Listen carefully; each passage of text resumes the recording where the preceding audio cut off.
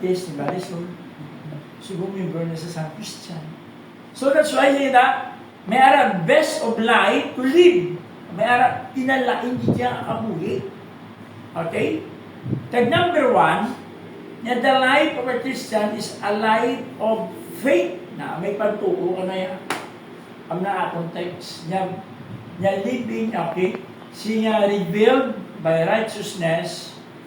Okay, kasi na from God is revealed a righteousness that is by faith from first to the last. So, hindi mo makita nga ang pagkabuhi as a Christian sa imo kabuhi, no? Sa ato pagkabuhi, sa Christian life, may ara na kita pagtuo. Bawat niya kabuhi katadlong sa Dios, may ginatuuhan na. Diba?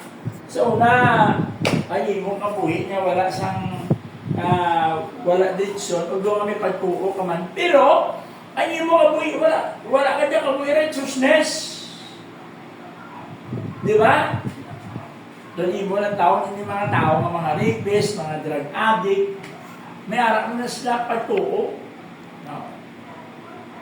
Pero yung pagtuo, amo na pero kita iya, may arak kita kabuhi na nagasandig sa pagtuo.